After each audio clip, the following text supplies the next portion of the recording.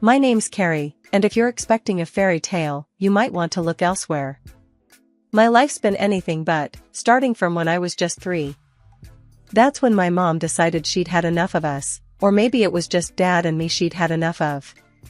She took off with some guy she met at a bar, or so the story goes.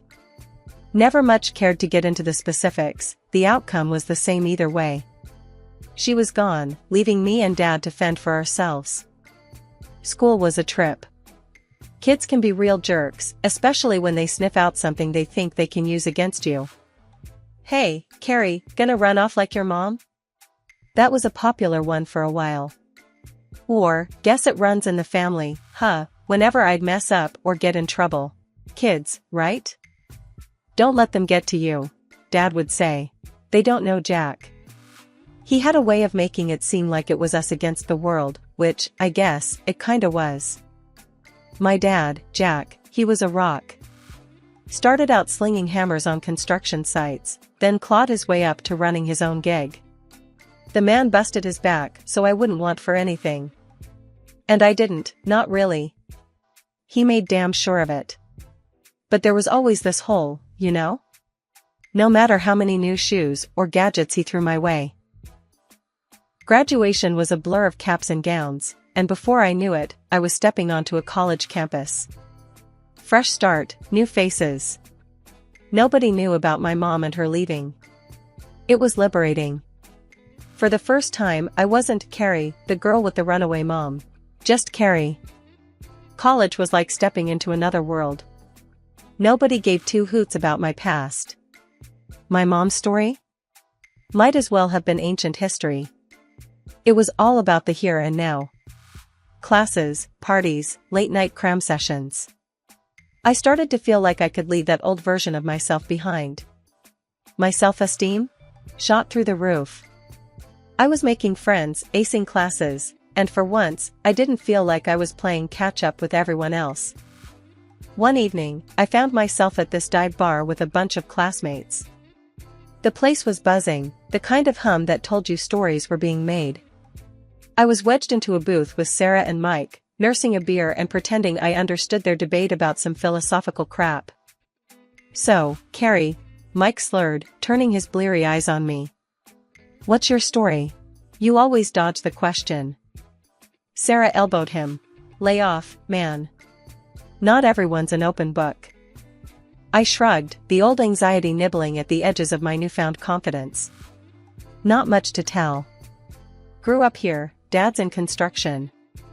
Came to college to get away from the same old, same old.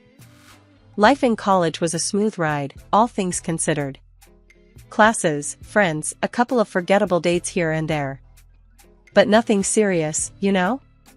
I was busy carving out a little slice of life for myself, away from the shadows of my past. And then, bam, Lucas happened. It was a typical Friday night. Sarah had dragged me to this house party, promising it'd be a blast. "Come on, Carrie, you need to get out more. Live a little," she'd said, practically pulling me out the door. The place was packed, music blasting, people everywhere. I was nursing my drink, feeling kind of out of my element, when Lucas bumped into me. Literally. Spilled his drink down my front. "Shit, I'm so sorry," he blurted, eyes wide, a look of genuine horror on his face. "Great, just what I needed," I muttered, dabbing at my shirt with some napkins he'd handed me. "Let me make it up to you. Another drink? On me, obviously," he offered, still looking mortified but hopeful. I eyed him, taking in his messy hair and the earnest look in his eyes. "Sure, why not? Can't get worse, right?" That drink turned into 3, and before I knew it, we were holed up in a corner, talking like we'd known each other for years. Lucas was easy to talk to. He had this way of making you feel like you were the only person in the room. "So, Carrie, what's your deal? You always hang out at parties, looking like you'd rather be anywhere else?" he teased, nudging my shoulder lightly. I rolled my eyes, a smile tugging at my lips, despite myself. "Nah, just not my scene, I guess. I'm more of a quiet nights and good books kind of girl." "Ah, a mystery wrapped in an enigma. he quipped, winking at me. I like it. We delved into everything, our majors, our hometowns, our hopes for the future. Lucas was studying architecture, had dreams of designing sustainable buildings. Make the world a little less shitty, you know, he said, passion lighting up his eyes. It was refreshing, talking to someone so different from me yet so similar in many ways. He told me about his mom, how she'd raised him on her own after his dad left. She's a fighter, my mom. Taught me everything I know about not giving up. I found myself opening up about my dad, how he'd been both parents rolled into one. He's my hero, honestly. Worked his ass off to give me a good life. Lucas nodded, understanding flickering in his gaze. Sounds like we both got lucky with the parent lottery, huh? Yeah, I guess we did. I agreed, feeling a warmth in my chest that had nothing to do with the alcohol. As the night wound down, Lucas leaned in, his voice lowering. I don't know about you, but I'm really glad I spilled my drink on you. I laughed, the sound bubbling up from somewhere deep inside. Me too, Lucas. Me too. He walked me home that night, the streets quiet and the air crisp around us. When we reached my door, he hesitated, shuffling his feet. So, can I see you again? Maybe without the party and the spilled drinks? I bit my lip, considering. A part of me was screaming to say yes, to dive headfirst into whatever this was. Another part was cautious, wary of getting too close.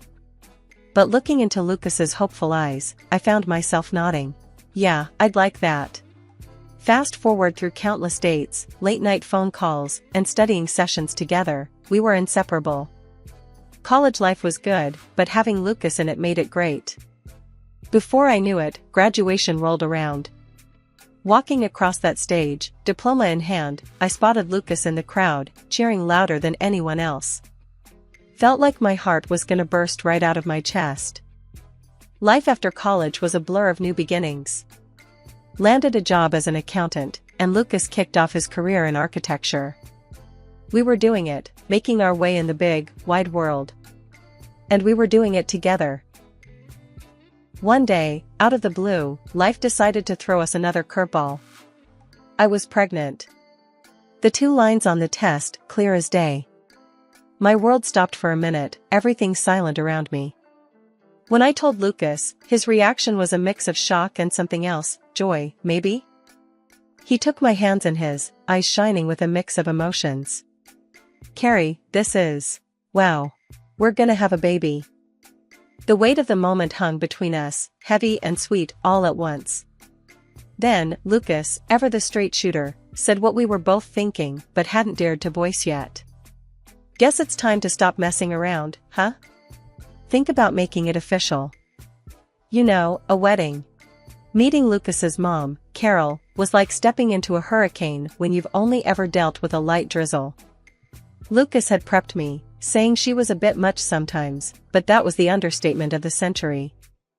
We were at her house, a cozy little place that looked like it belonged in one of those home magazines, all neat and pretty. But the atmosphere? Ice cold, especially after Lucas dropped the baby bomb. Carol just stared at us for what felt like an eternity, her eyes drilling into me. Then, she finally spoke, her voice sharp as a knife. A baby? You're sure it's Lucas's? Lucas looked like he'd been slapped. Mom, what the hell? I was stunned, mouth dry, words stuck in my throat. This was the woman who raised the guy I love? She continued, her gaze never leaving mine. I mean, it's a valid question, Lucas. With her background and all. I felt my face flush with anger. My background? What's that supposed to mean? Carol sighed, as if explaining to a child. Your mother left your family, Carrie. That says something about your character. Lucas jumped in, his tone desperate. Mom, stop it. That's not fair. Carrie's not her mother. But Carol was on a roll, ignoring Lucas. And you, getting pregnant so young. Are you trying to trap my son? I couldn't believe what I was hearing. Trap him? We're in this together, Carol. It's not like I planned this on my own. Lucas stood up, his chair scraping loudly against the floor. Enough, Mom. This is insane. You're talking about the woman I love and our child. Carol's face softened for a fraction of a second before she went back on the offensive. I'm just looking out for you, Lucas. You have to think about these things before you ruin your life. I was fuming, but Lucas squeezed my hand under the table, a silent plea to stay calm. We've thought about it, Mom. We're getting married. And we'd like your blessing, but we don't need it. Carol scoffed, shaking her head. Marriage. Your kids playing at being adults. Fine, do what you want. But don't expect me to be happy about it. Our wedding was nothing fancy, just a modest gathering with the people who mattered most. My dad was beaming the whole time, practically glowing with pride. But Carol, my new mother-in-law, might as well have been sucking on lemons all evening. Her face was set in a permanent scowl, like she'd walked into the wrong party and couldn't find the exit. At first, after the wedding, I tried to get on Carol's good side, thinking maybe she just needed time to warm up to me. Lucas and I would go over to her place together, but each visit felt like walking into a lion's den. She had this way of talking, dropping little sarcastic comments and laughing them off, but they always landed like punches. Stuff about the baby, like, sure hope the kid gets Lucas's brains, we don't need another runaway in the family. I bit my tongue so much during those visits, it's a wonder I could still talk. But the worst part wasn't the snide remarks, it was how Lucas started acting. He and Carol were thick as thieves, always on the phone or hanging out. And bit by bit, he began to change. It was like he'd absorbed her suspicion and doubt, started looking at me like I was some stranger. One night, he came at me with this gem. Are you sure the baby's mine? You know, given your family history. I stared at him, my jaw on the floor. Are you kidding me right now? You sound just like your mom. He shrugged, a pathetic attempt at looking innocent. It's a valid question, isn't it? I was livid. No, Lucas, it's not. You know me. You know us. How can you even say that? The distance between us grew with each day, each visit to Carol's, each whispered conversation he thought I didn't hear. I stopped going over to her house, couldn't stand the toxicity. Lucas didn't seem to mind, just carried on with their little two-person fan club.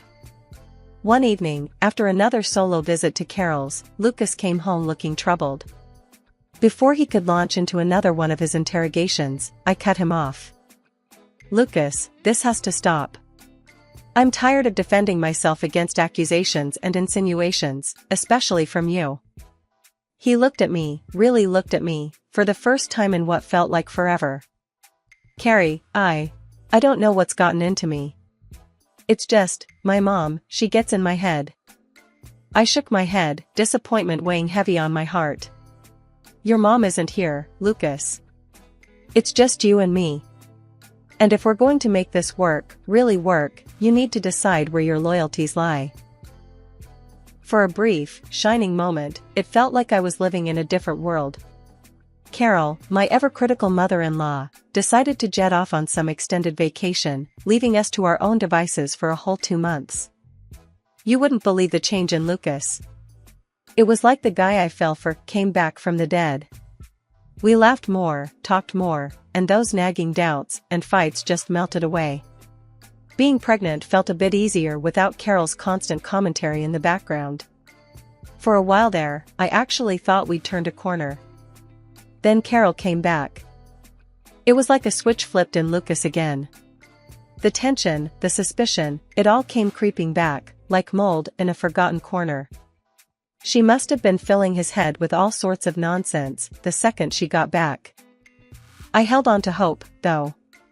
Hope that once our daughter was born, things would change. That seeing his child, our child, would snap Lucas out of whatever spell his mom had cast over him. Boy, was I wrong. From the moment our daughter, Lily, entered the world, Carol was on us like a hawk. She'd swoop into our home uninvited, under the guise of helping. But her help was more like a barrage of criticism. You're holding her all wrong, she'd snap, watching me like I was about to drop Lily on her head. Her bath is too cold. Are you trying to freeze her? She'd accuse, sticking a finger in the bathwater like some kind of twisted Goldilocks. And the feeding? According to Carol, I might as well have been trying to poison Lily with the way I was going about it. Nothing I did was right. I couldn't even change a diaper without Carol lamenting how I was setting Lily up for a lifetime of discomfort. Her favorite jab? It's clear your mother never taught you anything. Look at this place. It's a mess. And you're just lazy. Each word was a knife, and I felt myself bleeding out, bit by bit. Lucas, for his part, was no help. He'd parrot his mother's concerns, adding his own layer of doubt to the mix. One particularly rough day, Carol was on her usual tirade about the state of the house, her voice a grating symphony of dissatisfaction. This is no environment for a child. It's filthy. And you're just sitting around. What kind of mother are you? I was at my breaking point. I'm doing my best, Carol. Maybe if you actually offered help instead of just criticism, things would be different. Her laugh was sharp, dismissive. Help? Dear, you need more than help. You need a miracle to learn how to take proper care of a child. Lucas walked in just as the words left her mouth, his expression a mix of confusion and concern. What's going on here? Your wife, Carol said, turning her poison-tipped words toward him, is clueless. It's a wonder Lily is thriving at all. I looked to Lucas, hoping for some sign of support. But all I saw was hesitation, a man torn between his mother and his wife. The night was rough. Lily's tummy was acting up, keeping us both awake till the early hours. Deciding we both needed the rest, I took the day off to lie down with her, hoping she'd feel better soon. But then Carol burst in like a tornado, her voice booming through the house about how dirty it was and that there was nothing to eat. This place is a mess. And what about dinner? Lucas can't be expected to cook for himself. I was too tired and frazzled to deal with her. Lucas said he'd handle dinner tonight. It's fine, I mumbled, trying to keep my voice down so Lily wouldn't wake up. Carol wasn't having it. She raised her voice even louder. He should not have to. It's your job to take care of him. Get up and start cooking. Ignoring her, I went back to the bedroom, hoping she'd get the hint and leave. But no, Carol followed, ranting right into the bedroom about how I was failing as a wife and mother. Fearful her yelling would disturb Lily, I got up, gently took Carol by the arm, and led her towards the door. Please, just stop. You're going to wake her, I pleaded quietly. That's when she started screaming. Are you kicking me out? How dare you lay your hands on me? Lucas came home right at that moment. Seeing me with my hand on his mother, he lost it. What the hell do you think you're doing to my mom? He bellowed. Before I could explain, he shoved me. I lost my balance, my head cracking against the edge of the bedside table. Everything went black. Waking up to cold water being splashed on my face was a shock. Carol and Lucas were both standing over me, looking more angry than concerned. Lily's cries filled the air, adding to the chaos. Lucas was livid. Until you prove that's my daughter, I'm not touching her. Deal with her crying. He practically threw me towards the bedroom. The room spun around me as I tried to stand, my head pounding in pain. I'd never felt so alone. My dad, the gentlest man I knew, had never so much as raised his voice at me. And here was the man I loved, the father of my child, pushing me away like I was nothing. I picked up Lily, holding her close, her cries slowly turning into whimpers. As I rocked her, the reality of what just happened hit me hard. Lucas and his mother had crossed a line I never imagined they would. The next morning, Lucas left for work as if nothing had happened, and I quickly packed my suitcase and called a taxi. The moment I stepped into Dad's house, with Lily cradled against my chest, the weight of the world seemed to crash down on me. Dad, I didn't know where else to go. I whispered, my voice breaking, feeling the tears I'd held back start to edge their way forward. He didn't say much, just took us in and held me tight, Lily squished between us. You're safe here, he murmured, his voice a steady rock in the chaos. Tell me everything. Explaining it all to Dad was like reliving a nightmare I couldn't wake up from. His face grew darker with each word, his anger palpable. We're going to the police, he decided, his tone leaving no room for argument. And then, we're putting an end to this. The police station was intimidating, cold, and impersonal. The officer behind the desk looked up as we approached. Can I help you? I took a deep breath, Dad's hand on my shoulder grounding me. I need to report domestic violence. The officer's demeanor changed immediately, his voice softer. Of course, ma'am. Please, come with me. We'll talk somewhere private. Sitting in that small room, with Dad by my side, I poured everything out to the officer, who listened intently, nodding encouragingly. It's important we know everything, he assured me after I stumbled over the details, ashamed and scared. When Dad's journalist friend got in touch about the TV segment, I was hesitant.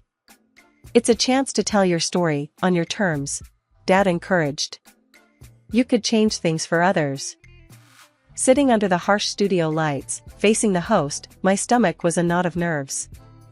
Many are calling you a symbol of courage, the host began. What made you decide to speak out? I found strength I didn't know I had. I realized silence was another form of fear, I said, my voice steady. I needed to fight back, not just for me, but for Lily. No one should have to go through this. The segment aired, and suddenly, my story was out there, sparking conversations, drawing support from corners I never expected. Lucas's facade crumbled under the weight of public scrutiny, his actions condemned. The court proceedings were a whirlwind. Lucas was found guilty of domestic violence, stripped of any rights to Lily. And in a twist I hadn't seen coming, they ran a DNA test. Turned out, Lily was his, no doubt about it. His baseless accusations, all for nothing. Carol didn't get off scot-free either. The judge hit her with a fine for emotional abuse. It wasn't much, but it was something, a recognition of the hell she'd put me through. After the divorce, I kept my distance from Lucas and his mom, Carol. The last thing I wanted was to hear more excuses or face their denial. But Dad, ever the protector, saw an opportunity for closure, not just for us, but publicly. He arranged for us to confront Lucas and Carol in the same TV show, after which my life changed. Sitting backstage, I felt a storm of emotions. Anger, betrayal, but underneath it all, a flicker of hope for some semblance of justice. Dad squeezed my hand, his silent way of saying, "We've got this." The host was known for not pulling punches, and as we took our seats, I could see Lucas and Carol were uneasy. The audience's murmurs grew quiet as the show began. Today, we have a story of betrayal, courage, and the pursuit of justice, the host began, setting the stage. He turned to Lucas and Carol. You've been accused of some serious mistreatment. How do you respond to these allegations? Lucas stumbled over his words. I didn't realize how far things had gone. I'm sorry. Carol tried to deflect. We thought we were doing what was best. The host cut in. Best? By whose standard? You pushed her to the brink. The audience's reactions ranged from disbelief to anger, their hums and murmurs filling the studio. Then, it was my turn to speak. I don't need their apologies. What's done is done. My focus is on my daughter and giving her a life full of love and security, something they tried to take from us. Lucas looked down, unable to meet my gaze, while Carol seemed to shrink in her seat. The host nodded solemnly. It takes incredible strength to stand in your truth. What message do you hope to send? That justice and kindness always win. That no one should ever feel alone or without options, I said, my voice steady. By the end of the show, Lucas and Carol had publicly apologized, but their words felt hollow. I wasn't looking for their remorse, I was looking for a way to move forward, to show Lily the strength of standing up for oneself. Leaving the studio, Dad put an arm around me. You were amazing out there. Lily's going to grow up knowing how strong her mom is. And he was right. As I looked down at Lily, sleeping peacefully in my arms, I knew our future was bright. Together, with my dad's unwavering support, we'd build a life defined by love, resilience, and the belief that after every storm, there comes a new dawn.